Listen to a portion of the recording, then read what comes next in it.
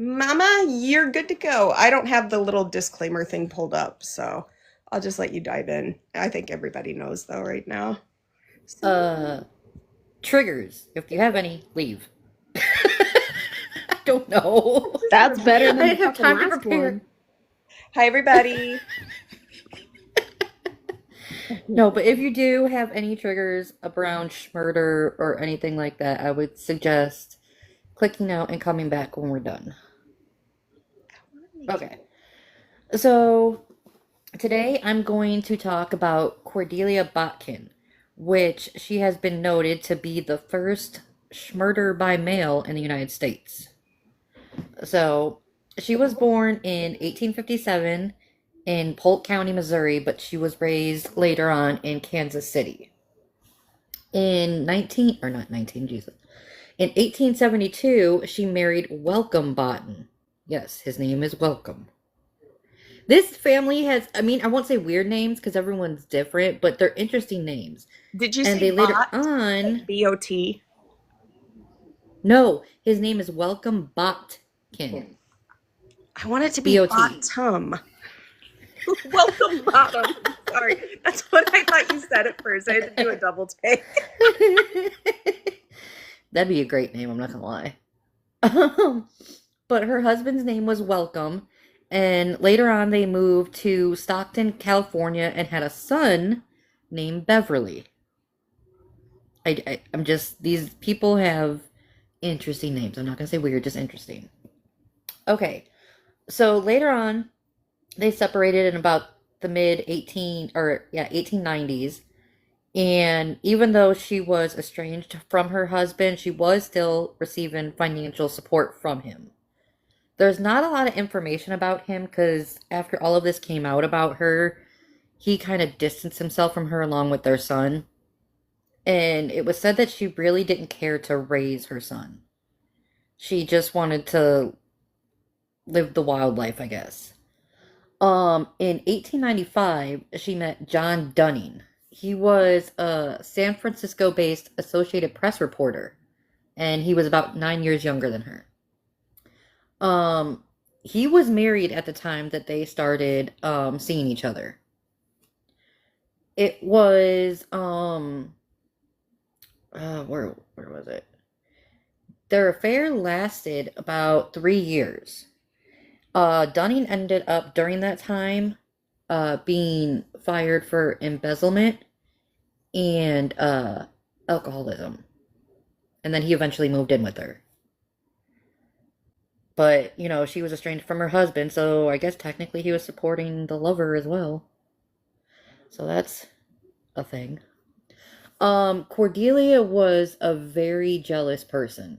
Incredibly jealous. She wanted the attention on her, even when her and Dunning would go out on date nights. She would drink a lot. She would dance on tables. She would, back then, what was considered risque, she would show more skin than usual. Not in this picture, but she would show more skin than was supposed to be shown apparently back then. She would show more of her leg. I don't know. Uh, Not the but ankle. I know that's what I was thinking. That's why I said the leg. um, she ended up getting extremely jealous because Dunning got a letter from his wife who had moved to the eastern side of the country with her parents because she realized her husband was having this affair. You know, he got fired for doing all of these things. I know, Kristen, it is scandalous. Um, so eventually he got a letter from his wife and he thought about it and he's like, I want to try and fix my marriage. With Cordelia, that did not go over very well.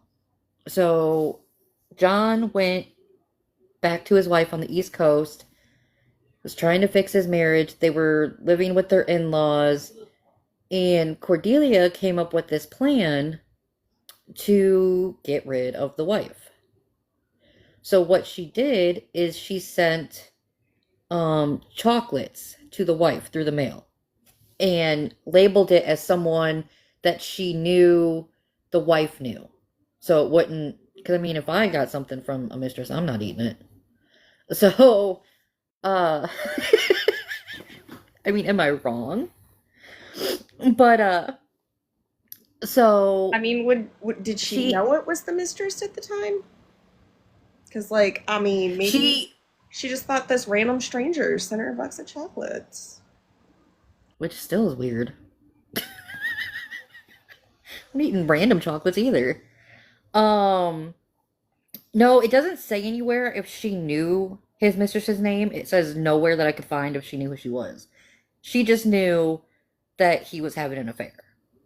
So it was 19 or 1898 when she mailed these chocolates, but they were laced.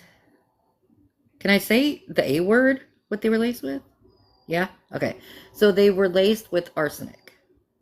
Um, and it was during the summer, so it was hot out. AC wasn't a thing back then. These miserable people. Jesus. Um, so they were outside on the porch after eating dinner, and she brought these chocolates out. Some of the other children that were around were like had a piece or half a piece. So I don't know if they smelled good. I might try. Oh my I'm not gosh. gonna lie, really quickly, when you said something about these people in the AC, when I was walking outside today, I was like, God damn, I never would have survived in the 1800s. It's I'm too telling fucking you, and hot. with my mouth, there's no way I would survive in 1800s. There's no way. Um, I would have been murdered, that's for sure. But um, so they were all outside on the porch. She decided to bring these chocolates out so everyone could have a little dessert after dinner. Her parents didn't have any, and each of the kids had one to half of a one. And then her and her sister kind of finished off the box. So within a couple hours, Mary and her sister Ida were not starting to feel well. They started getting the shakes, they started feeling sick, they started um throwing up. It was a mess, and the father didn't know what was going on. So he called the town doctor. The doctor came out, said basically it's a flu. You know, yeah, sure. So it like from what I read, I think it was the next morning or like the day after where they ended up passing away. Um, both Mary and her sister. What was it? The letter that Mary had received was uh shit. Why do I keep saying Jesus Christ. Oh my god, there I did it again. So Cordelia ended up posing as a friend in this letter. So that's why she ate it and had no worries about it. Because the letter from a friend was a friend she actually knew. It wasn't some made up friend said, "Hey, I know you. I'm your long lost friend." I don't know. But yes, they ended up or unaliving the following day.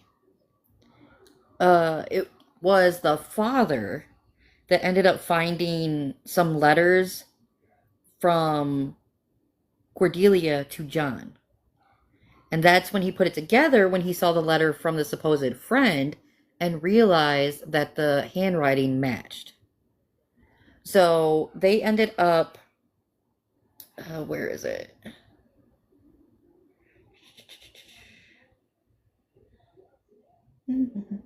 There was 4 other people that ate the chocolate, but they survived, thankfully.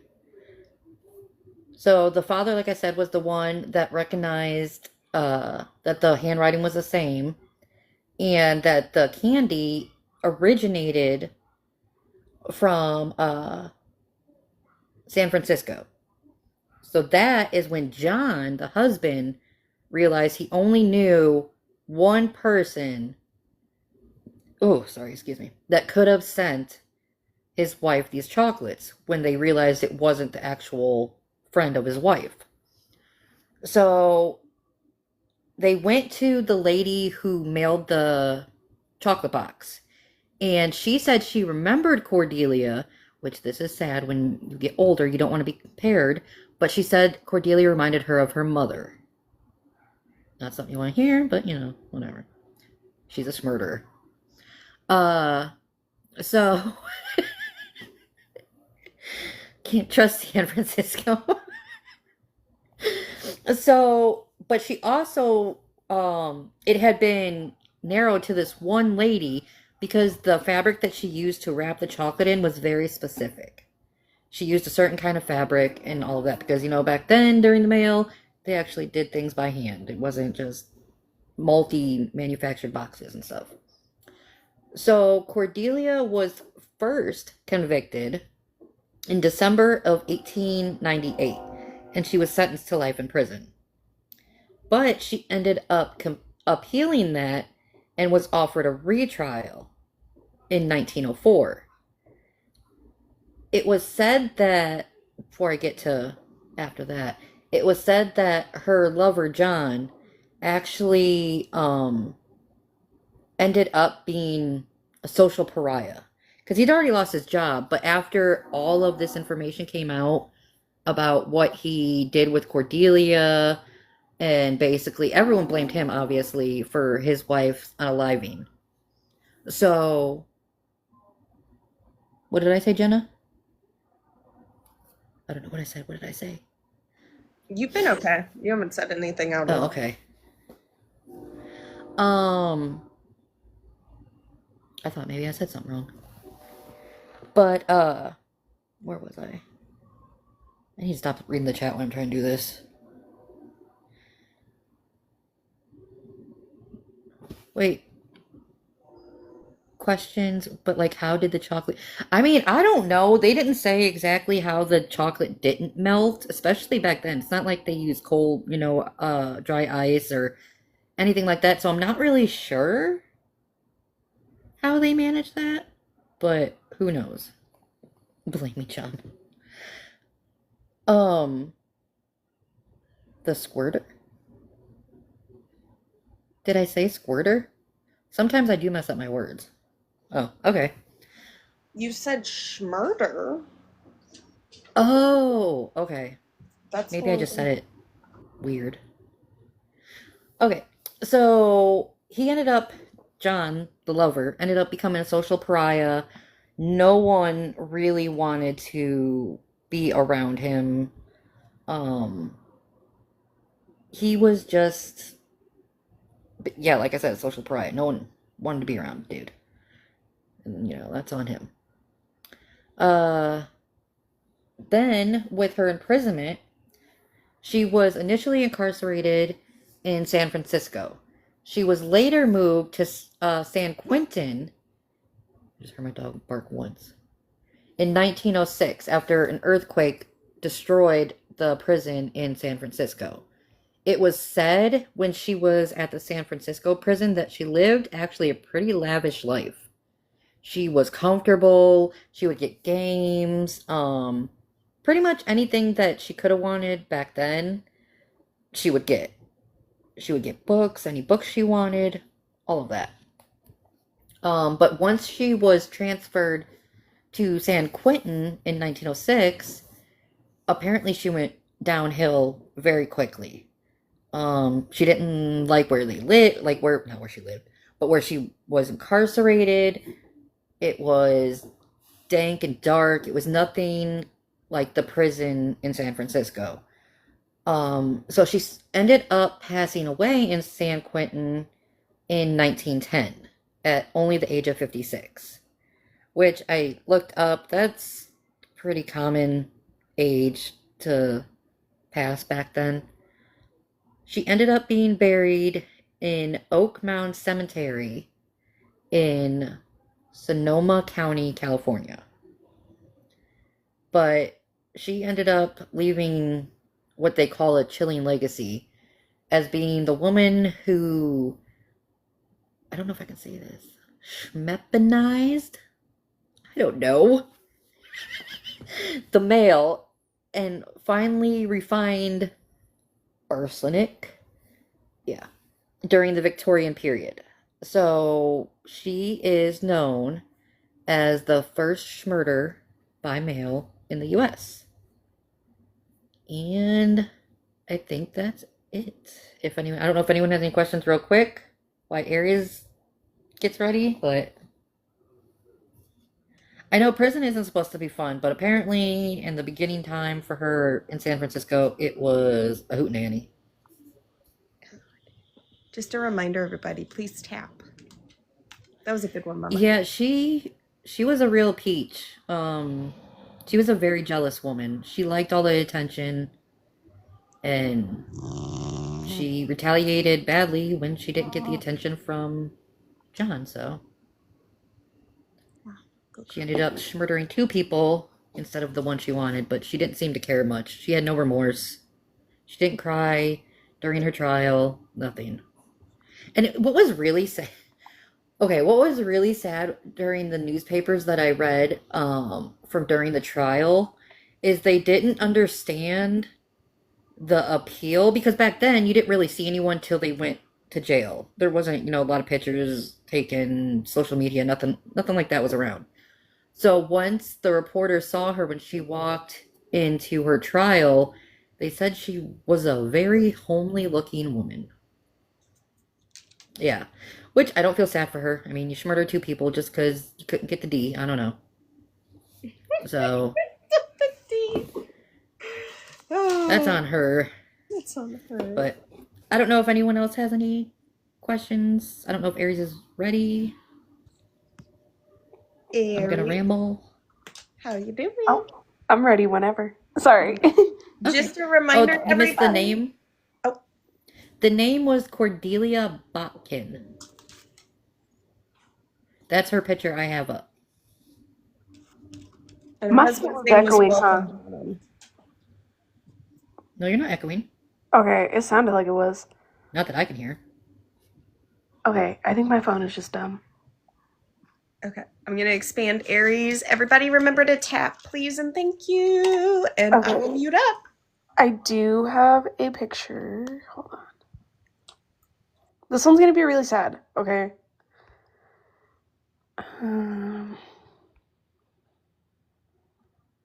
Okay, let me try to... She's so adorable. Yes, okay. Bear with me. I wrote a lot. I've got 4 full pages here. It was a lot of story, a lot of interview to get through. This is Fallon Fridley, and I'm going to be talking about her case and what happened to her. So on December 9th of 2020, 2-year-old Fallon Fridley was left in the care of Kirsty Flood around 6:30 a.m. Kirsty was her babysitter and Kristen's friend, Fallon's mother. Fallon was spending the night at Kirsty's apartment in Sandy Springs, Georgia, along with her own children. That needs a period. Why is it like that? Sorry. Let me know if anybody is asking me something, because I'm going to be focused on reading what I wrote. So she was spending the night in Kirsty's apartment in Sandy Springs, Georgia, along with her own children. According to the video that I watched, it's alleged that this was the first time that Fallon was spending the night away from home. So that makes it even more sad. Kirsty had FaceTime Kristen around 7:30 p.m. to talk to Fallon after her nap. And when Kristen answered, she said they were in a dim-lit room where Fallon appeared to be propped up on the bed. Kristen also stated that the phone was about 5 feet away and her daughter wasn't responding, which was unusual. That same evening, Kirsty calls 911 around 8:59 p.m. Kirsty called Kristen at 9:20 p.m., telling her to come over to the apartment and something was wrong with Fallon. So Kirsty calls 911 at 8:59 p.m. reporting that Fallon was unresponsive. Kirsty did not want to perform CPR as she claimed she did not want to hurt her further. So she put an unresponsive 2-year-old in a cold bath for a few seconds, where she claimed she was trying to do everything she could for her. When emergency responders arrived, she was found not breathing, and they immediately began CPR and rushed her to the hospital. Fallon was later pronounced unalived at 1:18 a.m. on December 10th of 2020. Also with Fallon, when Kristen and Cameron, which Cameron is Fallon's stepfather, when they went to the hospital, they would not let Kristen see Fallon. And the reason why is because her injuries were so severe, she was definitely ABUSED'd. So they suspected initially that it was Kristen because it was her child. So they did not let her see Fallon until she was already passed at that point. So she did not get to see her child at all before. When interviewing Kirsty, detectives made the decision to lie to her by telling her that Fallon was still alive. I'm going to change the picture to, this is Kirsty. So the detectives make the decision to lie to her by telling her that Fallon was still alive. They did this hoping that it would make it easier for her to talk, thinking that she wasn't going to get a murder charge. The story first provided by Kirsty was that Fallon fell off the slide on her back at the playground earlier in the day. Instead, her injuries were of severe ABUSE, far worse than just a simple fall. About 30 minutes into their interrogation, the lead detective comes back, and he's not playing games anymore. He tells her that Fallon is already unalived, but tells her that Fallon... Oh, no. Sorry, that's a mistype. He doesn't tell her that Fallon is already unalived, but he tells her that Fallon might not make it through the night. Now he wants answers. Kirsty is insisting that she did nothing, she's a good person, and that Fallon fell. And she did everything she could, even mentioning something about poison and how they need to test her. The autopsy report would later confirm that Fallon had sustained a massive skull fracture, along with lacerations to her liver, spleen, and colon. The brutal ASSAULT that led to her unaliving also included signs of sexual battery. That was the most shocking discovery of the case. The lead detective informs Kirsty of Fallon's injuries and bruises. She had bruises on her forehead and around her face. The detectives on this case let Kirsty dig her own hole during this investigation. Kirsty, while insisting she was innocent, had shown the detectives photos of Fallon earlier in the day, so when the detective told Kirsty about Fallon's injuries, it was obvious that something else had happened between the park and the 911 call. Her own testimony boxed her into a time frame where only her and her boyfriend Jeffrey could have been around when Fallon's injuries occurred. At this point, the detective clarifies that the incident Kirsty claims happened was at Morgan Falls Park, which he then states they had placed soft and squishy ground so kids bounce off of it when they fall. He also states that her injuries, according to the doctor, are acute, meaning that they just recently happened. At the beginning of the interview, they established that Kirsty watched Fallon 3 days a week. At 42 minutes into her interrogation, she ups the frequency to every day, claiming she gave her own child's hand-me-downs, that she feeds her daily and bathes her daily. A direct quote, "Her mom never has to do any of those things. I do it because I love her," end quote. But again, keep in mind, it's been established and confirmed Fallon only stayed there 3 nights a week. She even went as far as to tell the detective that him telling her this was like if she was, quote-unquote, almost like losing potentially, even though I'm not gonna claim a child. So she was saying, in other words, it's almost like you're telling me I'm losing my baby, like to the detective.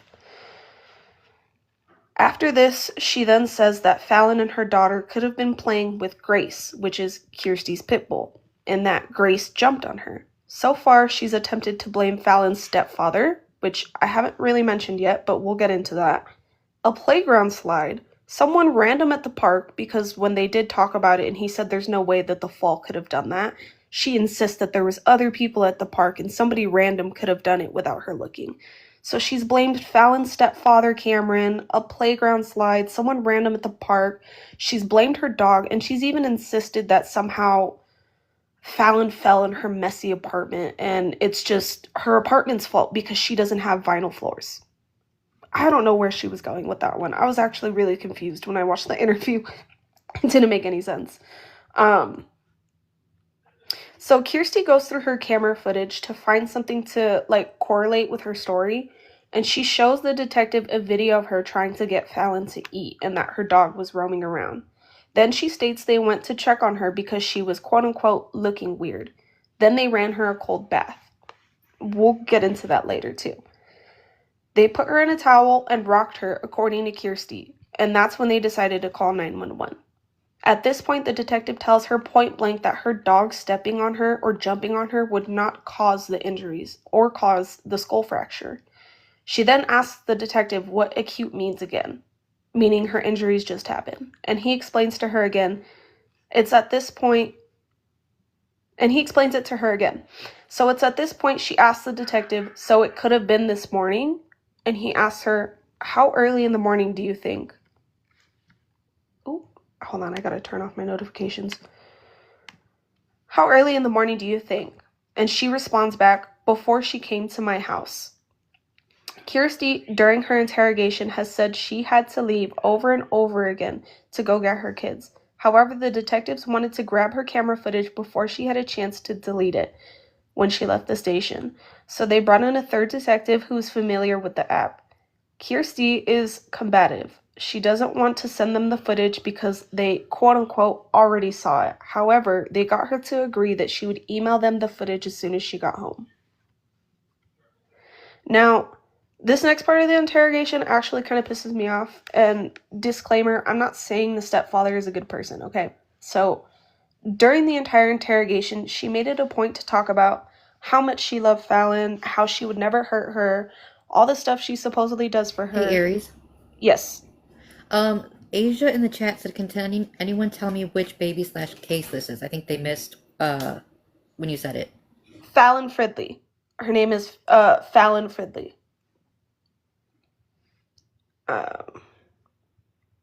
Okay, sorry. So she would talk about how much she loved Fallon, how she would never hurt her, all the stuff she supposedly does for her. And she and her boyfriend, because they're interrogated separately, of course, make it a point to imply Cameron, which is Fallon's stepfather, could have been the one to hurt Fallon. During her interrogation, Kirsty alleges Cameron did time for child abuse, specifically grape and the M word. She claims Kristen's family made public Facebook posts. Sorry, the two Ks get me mixed up between them. So Kirsty claims that Kristen's family made public Facebook posts about the allegation on Cameron, but Kristen denied the allegation, saying it was just a misunderstanding, and her family later removed the posts. Cameron does have a criminal past, however, his charges are unrelated to what Kirsty had claimed. Kristen and Cameron are no longer together, and in 2023, Kristen had filed a TPO for unknown reasons. However, this is 3 years after Fallon's death, so it's got nothing to do, because it was brought up in the video that I watched. So this is 3 years after. Jeff also does the same thing during his interrogation. An hour into her interrogation, after her claims on Cameron, Kirsty asks about Fallon's condition, and things go a bit south. The detective again tells her that it's not good, and that they don't know how long it will be before she comes out or not, and they're doing everything they can. She gets very emotional. Then a detective walks in to confirm she has the right keys to go lock her apartment. Keep in mind, Fallon is unalived, and Kirsty still doesn't know. She thinks she's going home after this. The detective gently tells her they don't know yet because of her injuries. He states that her injuries are so severe and that her story isn't adding up right now, and they need answers as to how this 2-year-old was unalived into her care. Her reply, this is a direct quote, That's not even fair. You can't pin this on me. End quote. Kirsty and the detective get into a heated argument due to her attempts to gaslight the detective and her telling him he's trying to, quote unquote, ruin her life and pin this on her. A detective who had previously left the room heard the yelling and swapped places with the lead detective, to de-escalate before she had asked for a lawyer. They're trying to collect this evidence on her, right? And so the detective gets her to clarify that Fallon only fell once at the park, on her back. And at this point, Kirsty changes her story. She tells the detective that Fallon and Harper, which is her daughter, were holding hands when Fallon had fell at the park, contradicting the slide story that she had previously told. The second detective made a statement that really stuck out to me, and he told her, "It's not like we woke up today and chose to start picking on you. We're here today to figure out what happened to a 2-year-old who you watch, who cannot speak for herself." It's at this point, I think, Kirsty realized what was going to happen to her and that she was going to be arrested. She kind of freaks out on them for taking her keys, and she keeps asking them when she can leave. The detective leaves the room to go speak with the other lead detective. Kirsty makes her emotional phone call to her mother, telling her, hey, they're trying to fuck my life up. Like, the whole interview, she more cared about herself. She asked about Fallon a couple times, and she would say, I love Fallon, I love her, but in all honesty, she was mainly concerned about herself.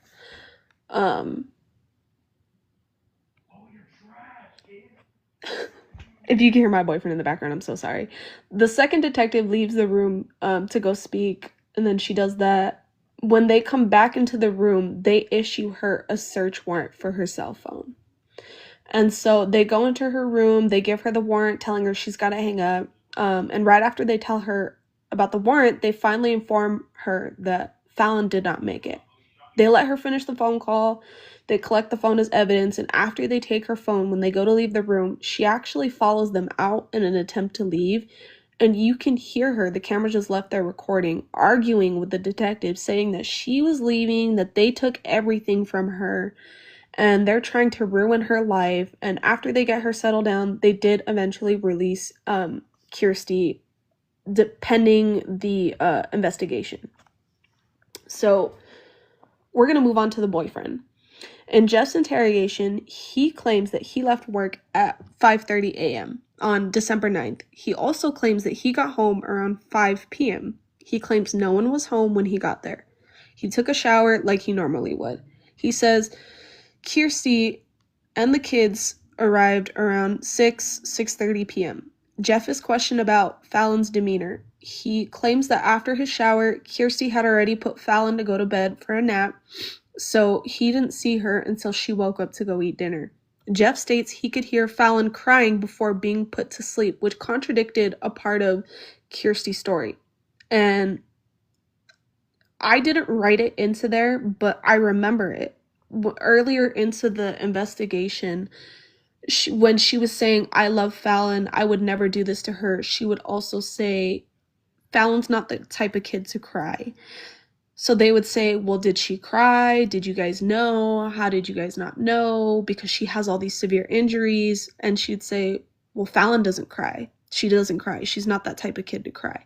So him saying that she was crying before being put to sleep, because that's all kids are going to cry at this point, right? I don't have a picture of the boyfriend, so I'm going to put the picture of her back up, of Fallon. So yeah, that contradicted what she said. At 8:30, Jeff says Kirsty was done cooking and yelled for Fallon to come eat. He claims Fallon came out, gave him a hug, and she seemed fine.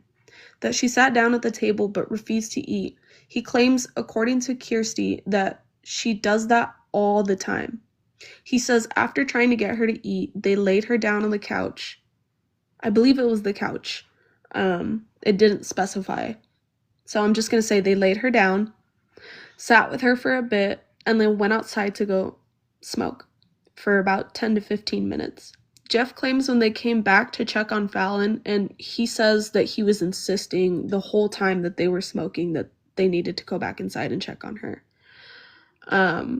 She doesn't mention anything about them smoking a cigarette, anything about that. She just says that they rocked her, put her in the bath, and then, So he claims when they came back inside that she was unresponsive, she wasn't breathing, she didn't have a pulse.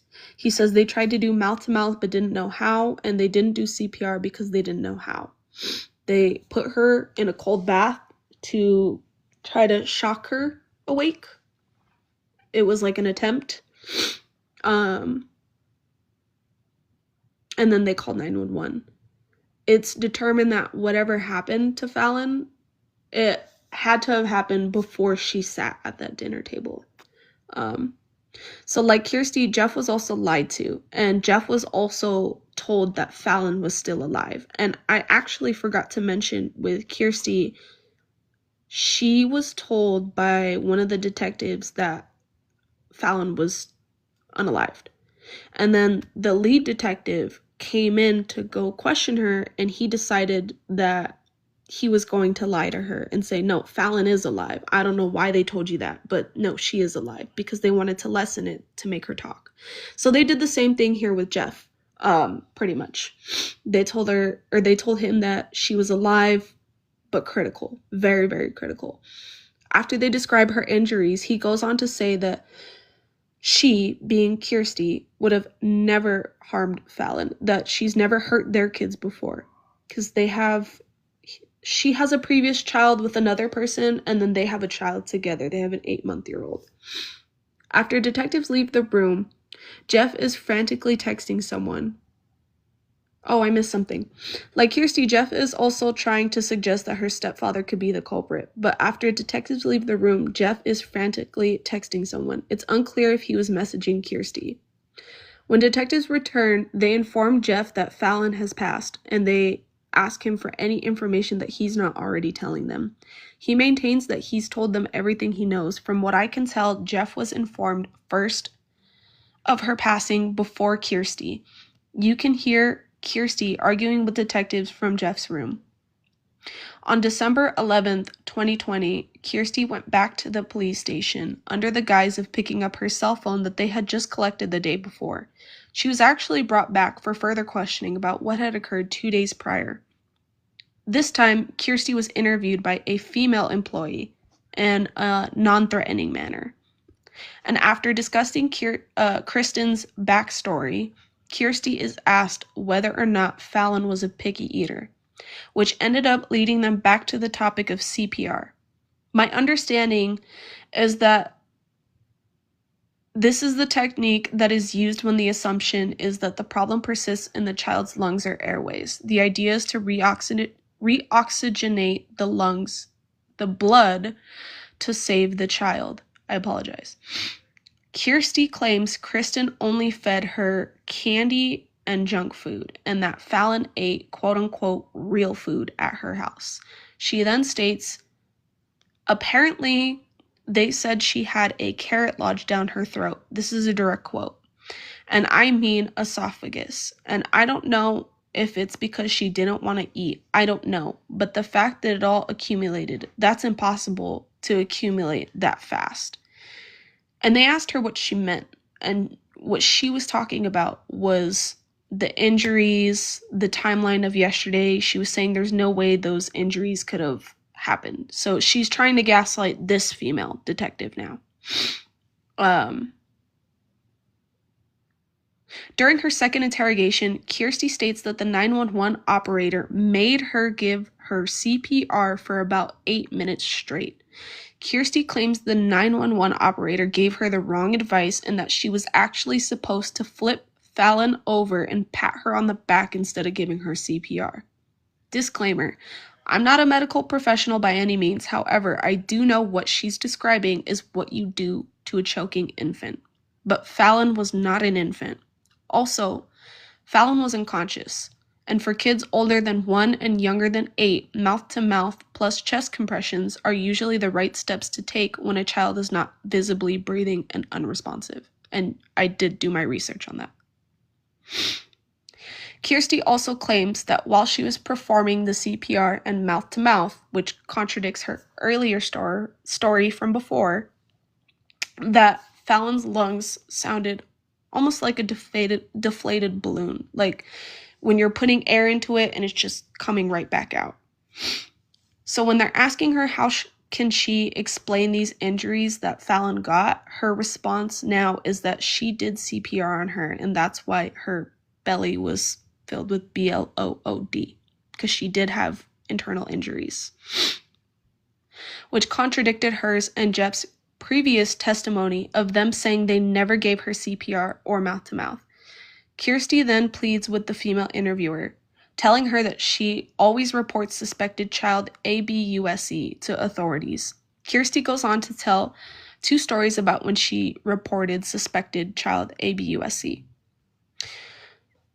Kirsty eventually tells the interviewer that she likes her energy and believes the detective who originally interviewed her isn't giving her a fair chance. She's worried about her record and before continuing to paint Fallon's family in a negative light. Kirsty directly says, it's innocent until proven guilty, and that's bullshit. If you're gonna put that on my record, I will beat it because I know I'm innocent. But if it goes down that route, it's gonna be on my record. So can he really think about everything he's going to be doing and do the research on the father and mother? The mother is a drunk, and the father is a math head. End quote. The female interviewer leaves the room and returns back with one of the detectives from the day before. At this point, Kirsten is informed she's not actually there to pick up her phone. And I promise, I'm almost done. So she's informed she's not actually there to pick up her phone. When the other detectives arrive in the room, Kirsten immediately insists that she has a lawyer, she doesn't want to speak to them. And since Kirsten does not want to speak to them, he ends the interview. He leaves the room, comes back to place Kirsty under arrest. Kirsty accuses them and claims the officers of entrapment and says that the detective told her that she wasn't going to jail. He didn't tell her that. I watched the whole thing. He didn't tell her that. In the warrant for her arrest, investigators say they found searches on her cell phone at 10 a.m. on December 9th of 2020 that included, this is exactly what she typed. What type of people enjoy ABUSING, other people's children? And then the other thing she searched was, what does it mean to have a sudden urge to BEAT a child that's not yours? It was only hours after Kirsty had asked if Fallon could stay the night at her house. Again, the authorities were not wasting time on this case. By December 11th of 2020, Kirsty was arrested and charged with multiple counts, including malice murder, felony murder, aggravated battery, cruelty to children, and so many different counts. I think it was 2 different accounts, 2 or 3. And then the sexual battery as well is what she was charged with. As the investigation unfolded, Kirsty's boyfriend, Jeffrey Myers, while Jeffrey initially claimed he wasn't present during the attack, detectives found inconsistencies with his alibi. And then upon further examination, when they looked at the video footage, a hidden camera revealed that he was watching Kirsty brutally assault her. So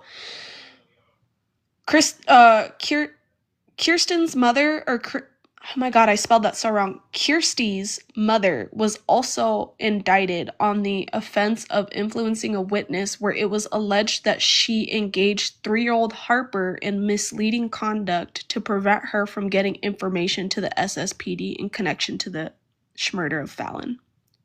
So she intimidated 3-year-old Fallon and told her not to talk to the police. While initially Kirsty and Jeff had pled not guilty, on March 18th of 2024, Kirsty she changed her plea to guilty and received the punishment of life without parole. So she did get justice for her child. Jeff also accepted a guilty plea deal to murder in the second degree, and he was handed down a 15-year sentence. I think that was a little injustice on that one because he was directly involved, but I mean, justice is justice as long as she's behind bars for the rest of her life. That's what matters to me. DCFS, this is like the very, very ending. DCSF actually placed Harper in the care of her nearest relative, which was Karen Flood. It doesn't specify whether or not that's Kirsten's mother or not, but it is one of her family members. The paternal side of her family say that Kirsty used to call them from jail frequently and protest her innocence, but when they started to realize that she was guilty, they stopped taking her calls. That's when Harper's biological father, Avery, was cut off from contacting Harper, and Kristen Fridley loved Harper so much that she began to promote a campaign run by the Harper's biological family called #BringHarperHome. So in May of 2021, Avery was finally awarded custody of Harper, and the last update was a smiling photo of Harper and her dad, looking happier than ever. So they did get justice. Harper is no longer with her maternal side of the family, which is really good because they did discover, I do have screenshots. This is from Kristen's Facebook. It's called Justice for Fallon is the page. Fallon, I apologize, Fallon. She said, she replied to somebody's comment and said she left her 10-month-old son in a walker for hours at a time. I'm talking like 8 hours or more without even paying attention to him. Poor baby had to wear a helmet too. Not always a sign of neglect. Some babies need them to help the skull form, but his was definitely from neglect. I had no idea at the time. They went back through weeks of footage from her nanny cam. And this was after she was charged, convicted, and they had found out that she was doing that to her own kids. Yeah, that's pretty much what I got on it. It's a crazy case. It's insane. This is the lady that did it. And if anybody's got any questions, I can definitely answer it.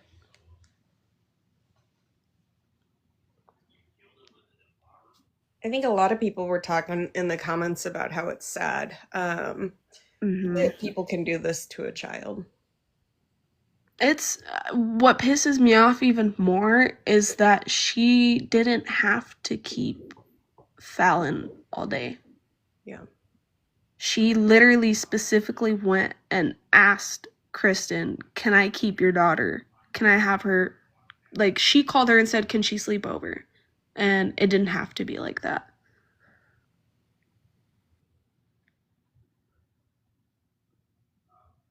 It's sad, dude. Some people shouldn't have kids. I know, I'm sorry, guys. It's a very sad story, but I heard this earlier, and I was like, I gotta talk about it. Like, it pissed me off.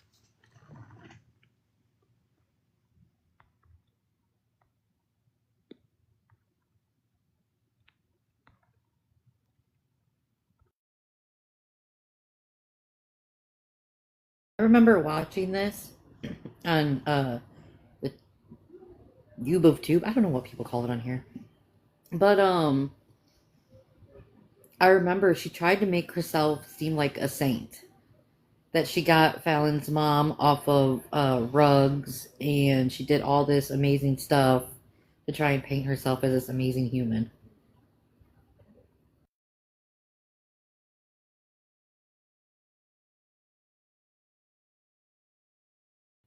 I just want everyone to know that was just my legs. My hairy, hairy legs. Sorry, we might have a true crime thing going on right now here. There's nothing behind that, right? What's going on? I'm telling you, there's a noise. No, I'm serious. Like, where are the cats at? You see Peggy? Mouse Hunter. Cleo? Harville's like, this is the last true crime Thursday you guys are fucking doing.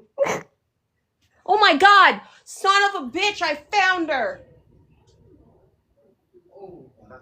Who? Oh, God, I knew I heard something. She's right What there. was it? She who? Cleopatra.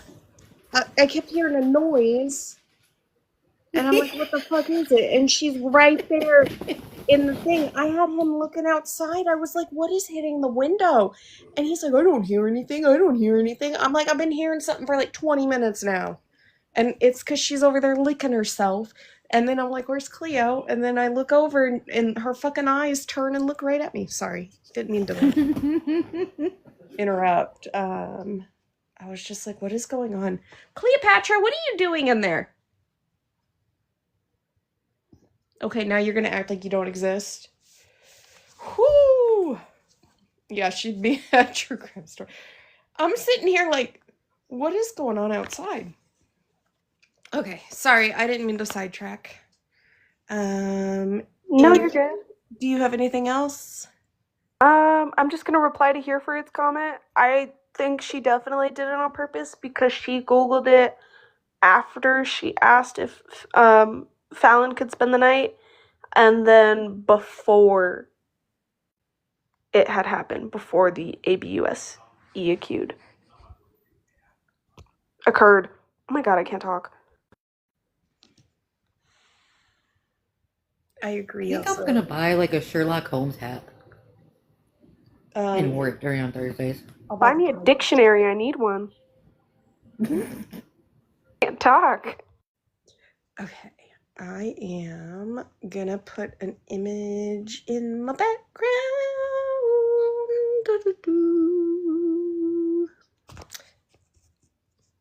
What? Why did it just put a little arrow there?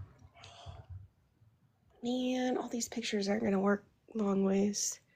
Okay, so I am going to be speaking about the Hinterkaifeck murders and schmurders. So in 1922, 6 people were schmurdered on an isolated German farm. But the more disturbing part of the story isn't necessarily the schmurders. It is the fact that for a few days after them, somebody lived in the home. So no one was ever arrested. No one knows who did it. I'm already going to give you like a spoiler alert in terms of this is an unsolved crime. And you may have heard about it before. You may not have heard about it before. Yeah, this... Kristen said this is better. Sorry. Okay, so part 1. We're just going to go over the family because there were ultimately 6 victims in this story. So Andre Grubber was 63 years old and he was the patriarchy of the family. Andres was a known violent schmabuser that was feared in his community, and he actually had been convicted of doing certain things to his own daughter Victoria in 1915. So he served a short prison sentence and then returned, lived with them after. And a lot of people in town, because of this, did not really care for the family. They found him to be controlling and sadistic, and the family was a little bit more isolated because of this. His wife, Cordelia, was 72, and she was known to be submissive and isolated, and was very, very, very religious. So by all accounts, she kind of lived in fear of her husband, and she clung to her religion as like a safety. Then there's Victoria, who was 35 years old and the daughter of Cordelia and Andres, and she was widowed. Her husband, Carl Gabriel, was reportedly unalived in World War I, and there was a rumor going around the village that some people speculated he just kind of deserted and never returned. So she had 2 kids, and after the conviction of her father, her relationship with him was still complicated. She still lived at home. She still was very submissive to him, but she fell in love with somebody named Lorenz Schlittenbauer. Sorry, the longer names get me. Who was a local farmer and kind of will become more relevant towards the middle of this story. Now, Victoria had 2 children, Cordelia and Joseph, and Cordelia was her 7-year-old daughter from her late husband, Carl, and she was described by her teachers as anxious, withdrawn, and it was likely due because of the volatile home experience that she was getting. But what's important to know is that she would often miss school when she wasn't feeling well. So if she didn't come to school for a few days, it wasn't as if everybody freaked out and was worrying. Joseph was 2. He was the youngest son, and the paternity was a whole scandal in and of itself because basically Victoria pretty much throughout her whole life maintained that her father was the son's father. So in short, you've got a severely dysfunctional, abusive, and isolated family living in a German countryside. They don't have much communication with the outside world. People don't really come to check on them, all of these things. In the weeks leading up to the murder of all of these family members, oh wait, hold on. Sorry, one more thing. The family did have a maid, and what's a little bit ironic in this is that there was a maid who quit very abruptly. So the 6th victim that we'll talk about, her name is Maria Baumgartner, and she was 44 years old, and she was the new maid who was starting on that day. She was hired to replace the maid that had quit suddenly, and the maid had quit suddenly because she claimed that too many things were going on that made no sense, and she was afraid to live there. I believe she had just had a baby, and she didn't want to have, like, her baby in this space. So this was actually, like, the first day Marie was there, and she had moved into the room. She was sleeping there, and, like, the fact that this, you know, like, had it been a day earlier, like, there may not have been a maid there. There could have been, like, at least one person spared. Now, in the weeks leading up to the murders, the family was experiencing, like, clear signs that something weird was going on.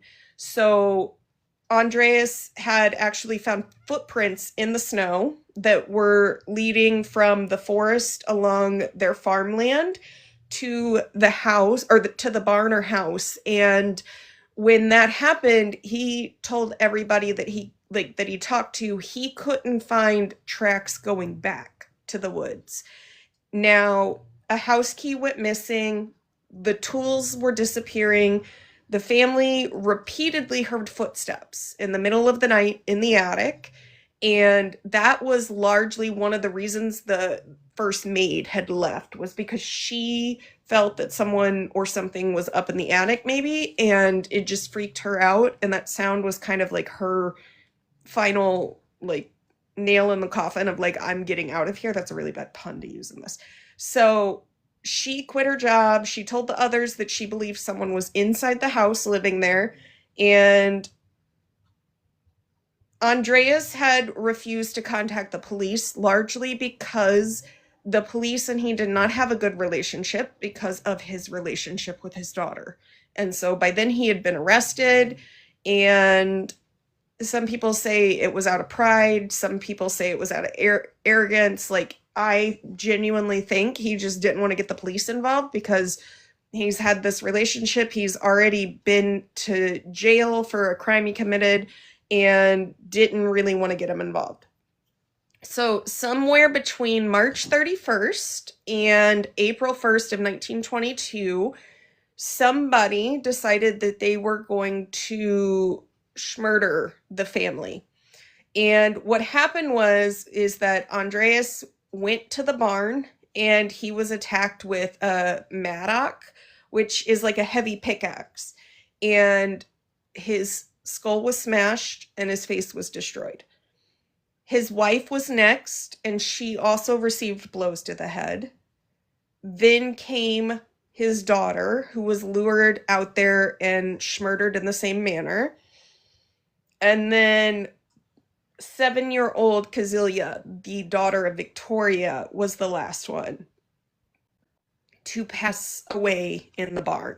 She was lured out there. However, it's believed that she did not immediately pass away from her injuries. And one of the more traumatic, I think, facts about this story is that the 7-year-old little girl was still alive when she and her family were kind of stacked and hidden under the hay. And when they found her body, she literally, they think she was so scared she was pulling out her own hair because they found like her hair like in her fist. So they believe she survived for a few hours after he had brutally attacked her. And then after unaliving those 4 individuals, the person went inside and found the maid. Now, it's kind of speculated, like this person, if they were familiar with the family, maybe didn't know that the new maid was there. And that one may have caught him off by surprise a little bit because obviously the old maid had quit. Now, the 2-year-old Joseph, the son that Victoria had claimed was her father's, was in his crib, and his body was later found covered in one of her dresses after he had been murdered. The thing is that despite having lived there, there were no valuables stolen. Robbery was ruled out almost immediately. And it felt as if the crime was driven by hatred, madness, or like a more personal motivation, but not theft. So what happened after unaliving the family members and the maid was that things kind of went on around the farm as they should. The cows got milked. Food was prepared and eaten. The stove was kept lit. Neighbors reported seeing smoke coming out of the chimney, which they said later was a little weird because they would see it at hours of night that like they normally wouldn't have it lit. But bread, meat was eaten. The dog was fed and could be heard barking, so they didn't unalive the animal. And it was really clear that like after these murders occurred, that someone was living there, just basically calmly going about their day, doing the farm tasks, surrounded by these individuals' unalived bodies. And what had happened was a person was coming to fix something with the barn, and they had gone and waited like an hour, and nobody from the family answered the door. They didn't do anything, and there was a room where the gear mechanism was that they had to go fix. So they decided instead of waiting around anymore, they were going to go get it done, and then they would see if the family came back, and then if the family didn't come back, they would essentially let somebody else know that they had fixed it and hope that the family got word of it or whatever. And so they fixed the mechanism, and then they were leaving, and they saw 2 women outside of the neighbor's house working on the farm, and they told the women, who were the daughters of the man who owned the farm, and they went and they told their father, and the father was like, well, that's weird. We haven't seen them in a few days. So he sent his sons over to check on things, and the sons came back and they were like, hey, they're not there. So neighbors eventually on April 4th forced entry into the home, and they found 4 of the bodies stacked in the barn under hay, the 2 bodies inside, bloodstains throughout the property, and whoever had been living there had left. So at some point they had either like gotten spooked, like somebody's here, they're going to find out, or they had just left. And the investigation portion of this was botched from the beginning because he had the man who owned the farm next door had sent his sons to go to town and to get the police. And along the way, the sons were telling people, oh my God, here's what's going on at this home. And those people, while the police were getting prepared and gotten and everything, it took 2 hours for the police to arrive. In that 2 hours, curious locals came in, went through the house, looked at the bodies, they moved them around, and basically contaminated the crime scene from the beginning. Then the autopsies were performed in the barn, which further disturbed any evidence that there might have been, because obviously, like, you're doing this whole thing in the barn where the crime scene is. And there really wasn't any evidence to hint as to who was behind it. And anything that may have been there to aid in that in any sort of way was probably trampled on, may have been like moved, or, you know, different things like that. So there really was no hope from the beginning. But they did have several suspects that they considered. Lorenz Schlittenbauer, the individual who was romantically involved or infatuated with Victoria, was their first and strongest suspect. And he had previously sought to marry Victoria, but her father was very adamant that she wasn't going to marry him. He was rumored to be her youngest son's father, but like I said, Victoria actually maintained through her whole life that her father was the father of the son. And we know that he did go to jail for being very inappropriate with her. He had personal disputes in the months leading up with the family, and he did have a key to the house. So he would have been able to open locked doors if he were to have entered the crime scene. And witnesses at the time when he showed up did say that, like, his behavior was very cool and calm, essentially, and he was able to kind of go about the crime scene and see the bodies without really freaking out. Now, this is a replica of what the weapon would have looked like really quickly. And then this is one of the rooms of the home. This is 5 individuals from the family.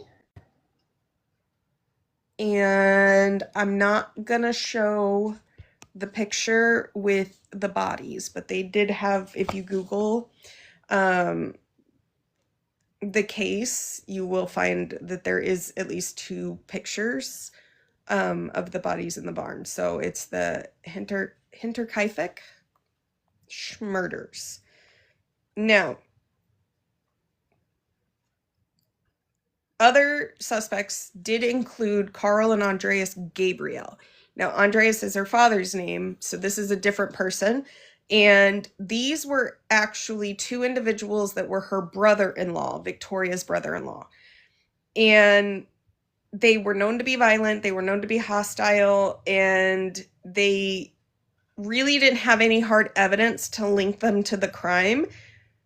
But it was kind of tossed around that maybe they had some type of grudge with Victoria, Andreas, or even her husband, who had passed away in World War I.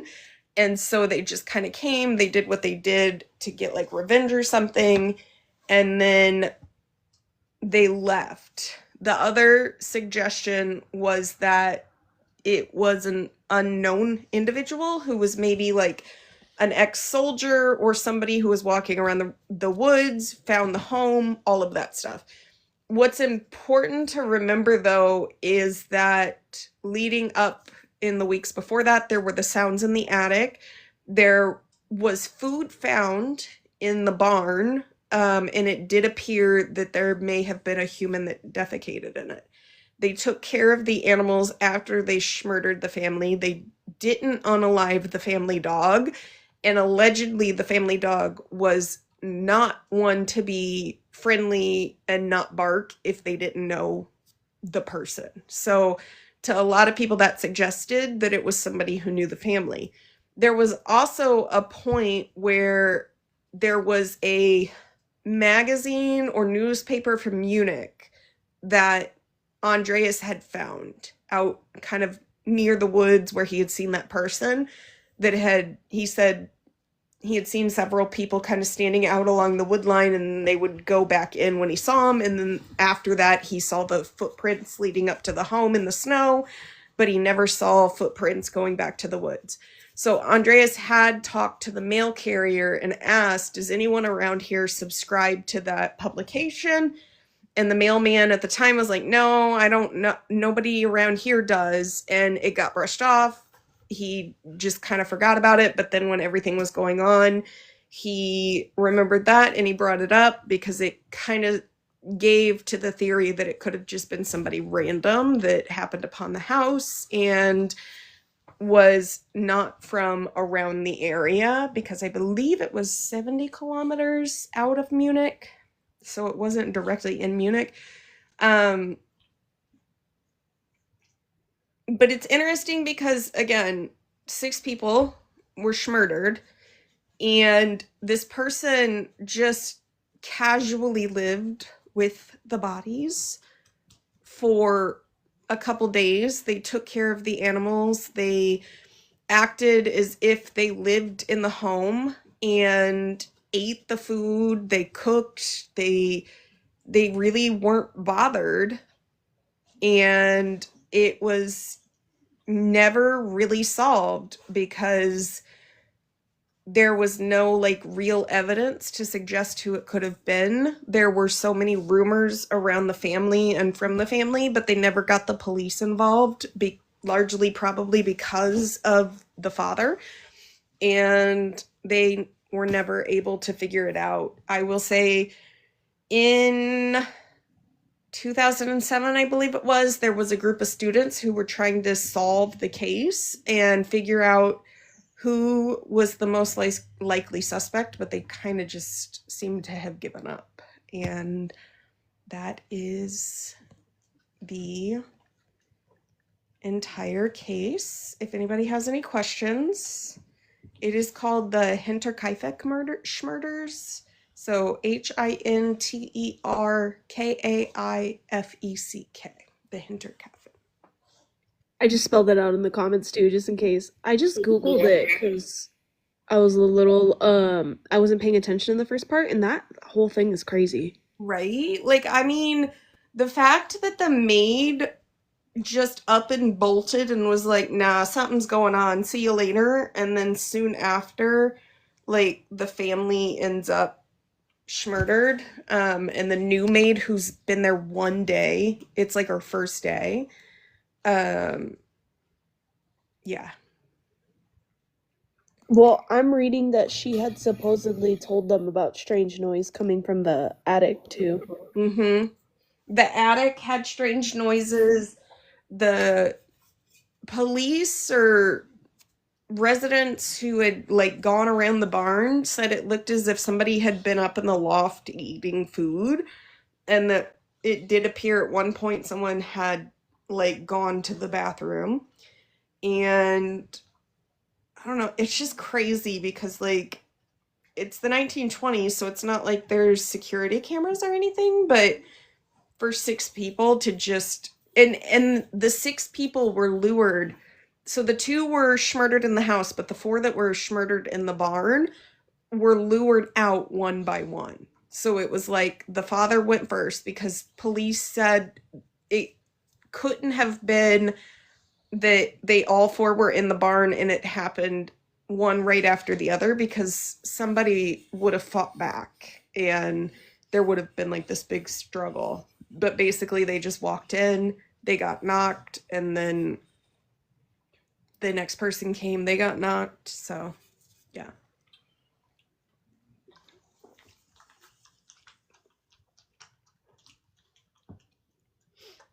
But yeah, that's my story for the week. I ended up going up with something totally different from what I told you guys I was gonna do. Yeah. Yeah, I looked that up, and it was actually in Germany. Yeah. It's Um, Germany's most famous unsolved crime. yeah. And like I said, if you Google it, you can see the pictures of like the bodies. Um, I'm not gonna show that one just because I feel like it's a little too sensitive, but like that's one of the crime scene photos from inside the home and like the 2-year old's baby carriage. And then this is what they believe was used as the schmurder weapon.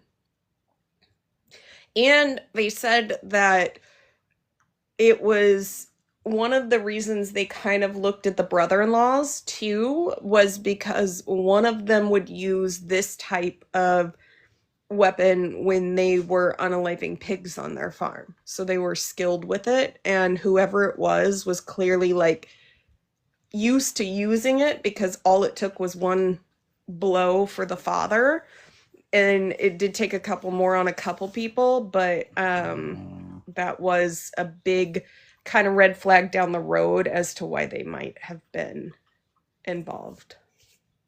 You know what I realized? Your What? case is a little bit like mine last week, Mm-hmm. where they just let people go through crime scene and mess with things. Yeah.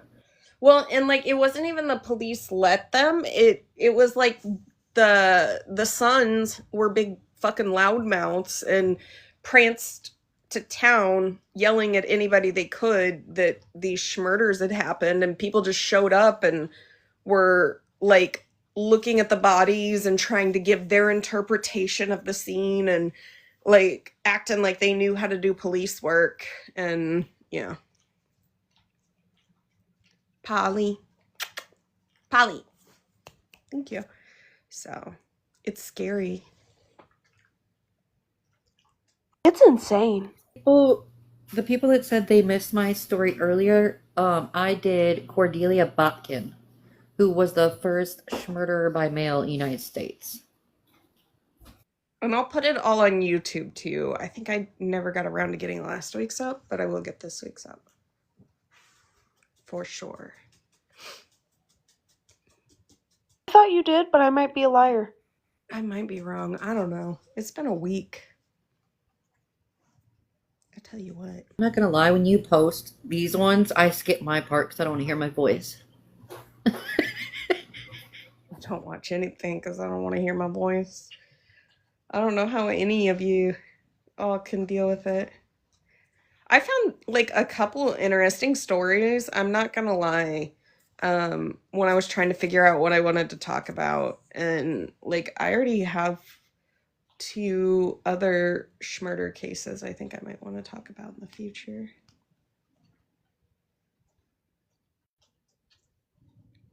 Right? Schmurder by mail back then is wild.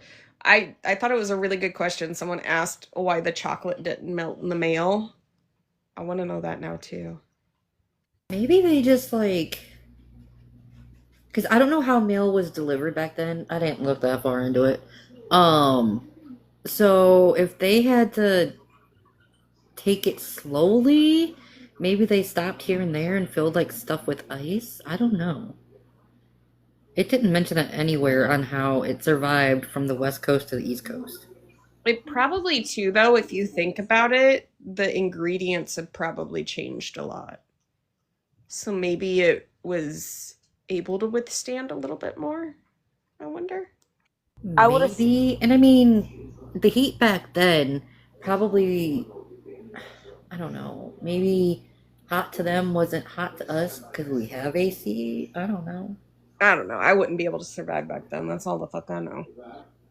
I would have only survived only because I'm toxic and I'm not eating another bitch's chocolate. Couldn't do the fucking heat. The heat would have done me in. Could not survived Aries. Me and you with our mouths, there's no way we would have. Yeah, that's fair. They would have been like, you know what? Nope, we're done with her. Done. Witches! Got her. Witches! Burn them at the stakes! They would have accused me of being a witch. Oh my god. I'm not gonna lie, if I ever got accused of being a witch, and before I got schmung, I don't know, I keep saying sh before everything, But if that's the case, I would have told them I'm cursing them all I would have to make too. them fear for the rest of their lives. I mean, if you think about it, like you could have just threatened to curse them and have been like, I will make sure you rot in hell for the rest of your eternal soul life or whatever, and then seen if it like saved you. All of your sons will be under 5 feet tall. You're gonna threaten to burn me, and I'm gonna go, bet you won't. Your left pinky will fall off. Wake every morning and stub your toe. Step on a Lego, bitch. They had Legos back then. You know what? I would invent them just to make them step on them. Step on a really pointy rock, ho. Carve them out of wood. That shit does hurt. Curse on both your houses. My husband is terrible with pain. If he stubs his toe? Why did I say it like that? If he stubs his toe, he like falls to the ground like he was pew-pewed. Yeah. I just stare at him. I'm like, what are you doing? You curse them, their cow, their family, their grandmama, their grandmama's grandmama, all of the above. Gabby's They're crazy. sheep. Somebody's on. Act my like calming self. Yeah. I drove by a house today that had a bunch of chickens, but only a singular goat. I want that goat. I feel like a demogorgon right now. I don't know why. Maybe it's because Stranger Things has been all over my newsfeed, and I feel like my head looks really big with this on. I don't know. Thank you, This blessings. is what a demogorgon feels like, I bet. Joyce, I just want you to know you have free will and you don't have to sit in the pouring rain with an umbrella This in your might- poncho. This might be controversial, and I might get shit for it somewhere else. I don't care. But someone said, wait, what kind of toilets do they have? I just want to say, back then, their pH pots. balance had to be terrible. Timber pots. Well, I mean, to be fair, up until like basic modern medicine realized that germs are bad and water doesn't open the pores to let infection in, like they basically perfected the face, tits, and ass washings where they didn't really wash their whole body. So Well, Yeah. yeah, because I know I went to like a year or so ago to like this antique store, and they had one of those, I forgot what it's called, but those little containers where they would put scents in it, and either the women would wear it around their neck or like in their bra to where you couldn't smell their stench. I don't know. It was like old day deodorant. flowers Yes. were used in weddings because they wouldn't take baths before the weddings, so the flowers would keep the scent down. Why wouldn't they take a bath before the wedding? That's weird. Because you were either too poor or they legitimately believed that bathing opened the pores and let germs in, and that's how you got sick. Like literally for a while throughout history, people didn't bathe because they thought that bathing was how you got sick. I don't know. Yeah, it's like a whole thing. If you go in through like the hygiene and like hygiene practices leading up to like modern medicine and like home showers and things, like you've got kings and queens who literally bathed. Like there's one queen, I can't remember who it was off the top of my head, but she only bathed like twice her whole life. That's the type of shit that would make me a fucking witch. Versailles, when they built that, they didn't put any fucking like planning into it with the restrooms. People would just pee in corners and fucking behind curtains or on curtains. And can you imagine what Versailles smelled like for the longest time? Like everybody's going to these fantasy balls and acting like they're the French hoity-toities, and I'm like, ma'am, you would have crapped in a corner. Thing is, now that I think about it, those balls, balls, They probably stunk to high heaven, now that I think about it. I'm pretty sure the people back then were used to it, but like if we were to walk in there, Most no. most times, the only thing that was washed, like laundered, you didn't really wash your dresses. You washed your shift, which was like your olden day undies. Your head is giving the mushroom from Mario. Super Mario. Go back! Go back. Go back. Bop, bop. I'm appreciating, Kristen, my running water right now because I'm running my dishwasher. I will never live without one again. Ever. I've told Mallory and Aries this before. I will never live without a dishwasher or central air.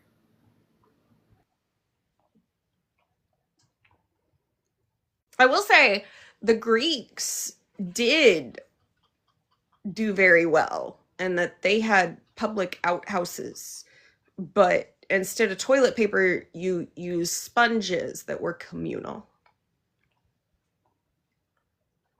That's disgusting. Use a leaf at least. Greeks did have plumbing of sorts. They had the Romans had the Roman baths, things like that. It just like King Louis the 14th of France is said to have only taken 2 baths in his entire life. And you know how in so many countries, even still today, it's frowned upon to be gay. But during the Greeks, that's what the bathhouses were for. It was common practice. I don't know if I should say practice, but it was common for men to be with men and women to be with women. So, I don't know. The Greeks were onto something, I guess. The Greeks were ahead of their time. Also, a lot of people back when like you wore all the dresses and all the clothing and all that stuff, like all the layers to basically mask the stench. People would go to like the water to wash their clothes and stuff, and they would end up drowning because the fabric got so heavy when it got wet that they wouldn't be able to even like in 3 feet of water get up and fucking navigate their way out of a pond. It's another reason to avoid the water.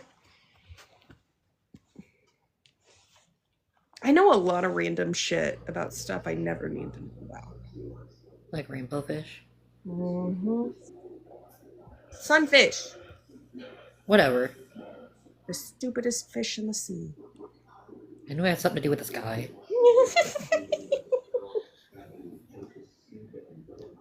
Yeah, it like Gosh, it's I don't funny know. because the Romans and the Greeks, they bathed like frequently, but then like all of a sudden it was like, fuck that shit. The water's bad. It makes us sick. Yeah, I was telling my husband when I was done with my story, I was like, yeah, I was talking about, Cordelia Botkin, and how she was the first murderer by mail, and I was like, and she did it with chocolate, and he just stared at me like, okay. I was like, listen, I find it interesting, but you've obviously heard last week, my family is very supportive. They tried so hard to be quiet. Yeah. They did good. No, And my husband yelled when he was tiptoeing last week, and I was like, I can still hear you. He's like, well, I can't help it, I'm fat. oh my god, I can't. Oh, gosh. Okay, I'm gonna reset so that way this isn't like super fucking long when I download it. Like 4 hours. Okay. I'll be right back, guys. Bye. Bye.